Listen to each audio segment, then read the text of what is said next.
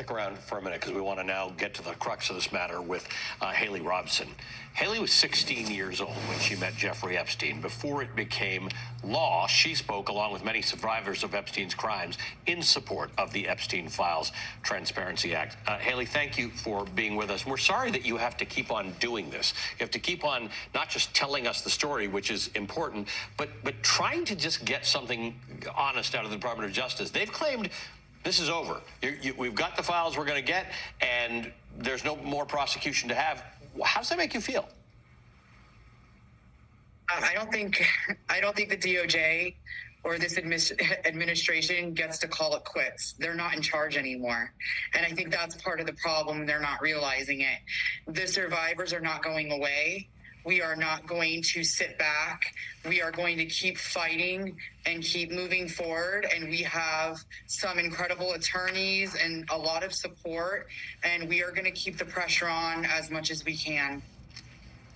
Sloppy redactions expose the name of many survivors. Some women, in the first 2 days, there was nude photos of some survivors, that it wasn't for the New York Times alerting the DOJ. They would still be up there. What has that been like for you and some other survivors that I know you're in communication with? To be clear, I'm flabbergasted at this whole chaotic situation. I mean, when you don't think it could get any worse, and then you hold your breath and you're like, oh, it just got worse. You know, to be quite clear on my right, they've done a very sloppy job. It's been very unprofessional. It's been heartless. And this is what I would consider a war on not just the sexual assault survivors of Jeffrey Epstein, but this is a war on every survivor that has ever come forward. This is retribution. That's what it feels like for us. Do you think that America will ever learn the names of these other men that you and other survivors have said trafficked them? Because there's a lot of other men whose names continue to be redacted. So I would like to be honest in answering this, and I hope I don't offend the media. I absolutely do think it's possible. But I think for now, I think the goal, or maybe a game plan, should be, let's back off Trump for a little bit and stop making it about him, because there are other men that are equally involved in those files. So let's refocus the energy on some of the other men that are or have already been named, and let's open up an investigation and see if they are going to implicate other men in the process. Let's wait and see what the Clintons do. Maybe they'll be the ones to save the day. But I definitely think it's possible if we can refocus our energy on not just Trump, but let's move away from that and start focusing on the other individuals that have been implicated or named in the files. Haley, I appreciate you saying that, because, and frankly, you should be as critical of the media as you'd like, because we can take that, and we should take all of this criticism. Talk to me about the refocusing, because there is an issue here in that there are a lot of people who follow this because they wonder whether this is going to be the thing that brings Donald Trump down. And I understand why people believe that and care about that. But that's not even close to being the most important story here, right? The survivors are the most important story. The idea that there was sex trafficking of girls is the most important story. Tell me more about the refocus that you'd like to see, that you and the survivors would like to see from us. And can I ask, is there anyone specific? Anyone specific besides that I would Donald like to see Trump? implicate? All of them. Specifically Acosta.